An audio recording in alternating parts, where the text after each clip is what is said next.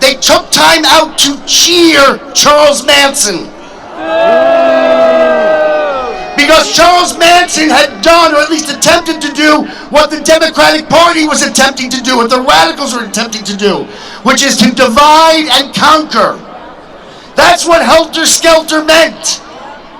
Helter Skelter was a cataclysmic race war. And that's what the Democratic Party has been trying to start since the 60s radicals. Since Bernadine Dorn, the wife of William Ayers, approached a bank of microphones and said, "Hi, I'm Bernadine Dorn, and I'm going to read to you a declaration of war." And they sought to start that war by dividing us by race, which is why when the radicals came along, they didn't join the party of abolition. They didn't join the party of women's suffrage. They joined the party of George Wallace and segregation and Jim Crow. Because it didn't matter to them then or now whether whites hated blacks or blacks hated whites, so long as we hated each other. They tried to foment a revolution and they failed. Because nobody who had lived in the real world, the last of the great generations, wanted any part of the socialism they were selling. Millions had fled that socialism under Hitler to come here. Millions had fled that socialism under Stalin to come here. And millions more went overseas to fight those things. And when they came home, they wanted no part of what they are selling then and now. There's a great story in my book, forgive me, I have to do it, it's called The Woke Supremacy. That's what one does. Where Muhammad Ali, the great boxer, went over to Africa to train for a big fight in Zaire. And when he returned, the reporters asked him, "What'd you think of Africa, Muhammad?" Now remember, this was a black man from the then democratically controlled South. This was a black man who had already converted to Islam. This was a black Muslim man. They said, "Muhammad, what did you think of Africa?" And he said, quote, "Thank God my granddaddy got on that boat." So even back then, in the hardest times, people knew that America was in fact great. And so when this revolution failed, they went underground. They started something called the Long March through the institutions. They took over these schools and turned it into their ministry of indoctrination. They took over the news and entertainment industries and turned it into their ministry of propaganda. Now they have their Ministry of Social Communications. And it was Mark Rudd, and then I'll finish up, but it was Mark Rudd, one of the founders, another despicable man who said it must be wonderful to kill a pig, talking about cops. The bloodier the better. That's the kind of people who trained this generation. You're not booing me, right? No. And you're not saying Bruce, right? No. Right. Mark Rudd said the true flowering of the 60s will come in the 90s when we've taken over the institutions. Well, he was wrong only because he missed the obvious. Once they'd taken over the institutions, they then had to use them to brainwash successive generations. Well, 30 years from the 60s to the 90s, what's 30 years from the 90s? 20. Which is why they've finally taken off their masks. Which is why they're finally calling themselves what they've always been, socialists. It's why they're again killing cops. This has been a long time coming, and this is a revolution that they are attempting. I don't care if they put a smiley face or an old man's face in front of it. They did that with Big Brother. Joe Biden is just a face. He's a figurehead for the evil that lurks behind him. But I will tell you this. I will tell you this. We have always been slow to the fight. As Americans, we don't want to fight. We are the true liberals, lowercase l, live and let live. We've got other things to do with our lives than fight. Yeah. We got family, we got schools, we got businesses. Woo. We were slow to World War I. We were slow to World War II. We were slow to the Cold War. And we were slow to the Culture War. But we won World War I, we won World War II, we won the Cold War, and we will win the Culture War.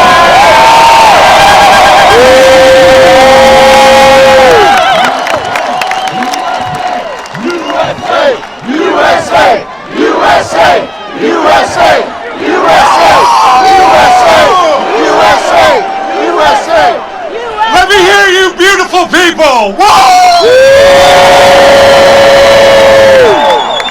My name is Dustin Stockton.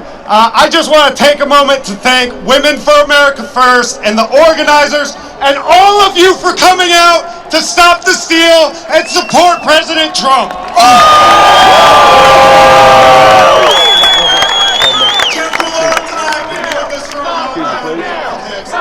I have one message that I want to get across to you, and it's so important when you come back home. We have to meet offline. We have to be Sam Adams in the basement of our phone. USA! USA! USA! USA! USA! USA! USA! USA! USA! USA! USA! Build the wall! Build the wall! Build the wall! Build the wall! Build the wall! Build the wall! Build the wall! Build the wall!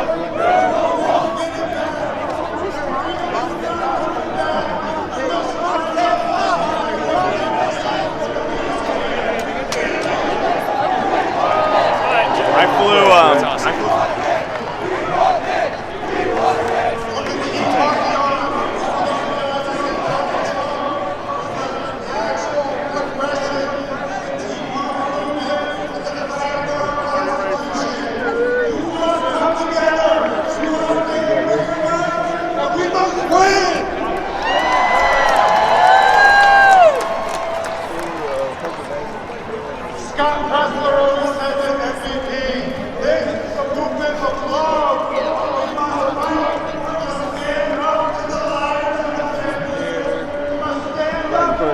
Big Tent, oligarchs want to silence us.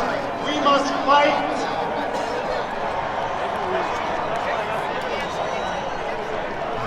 When we march to the Supreme Court, we have a message to send.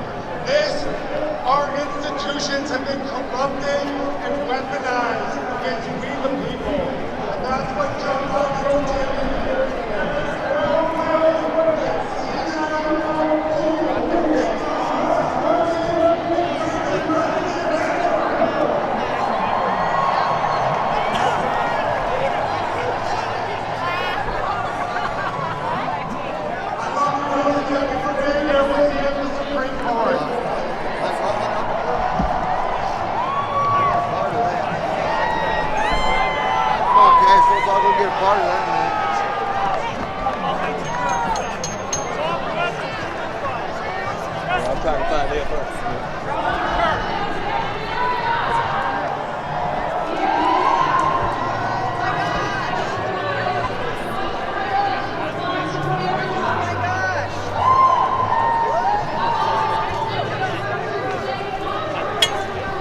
Excuse me, sir.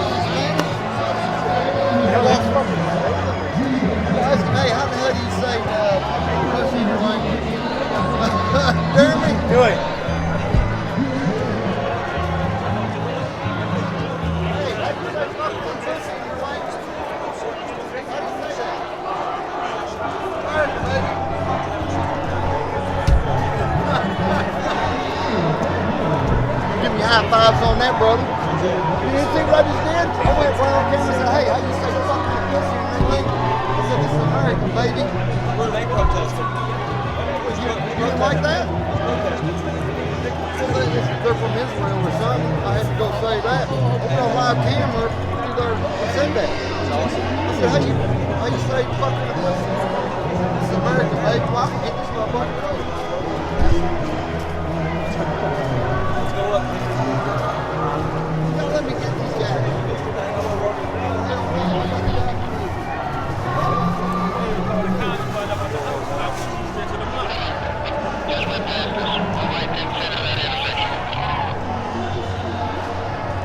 Copy that. We are now at the corner of Pennsylvania and Plymouth on the east side.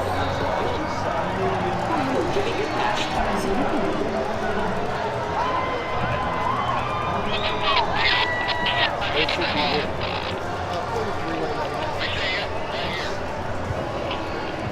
Yep. Copy that.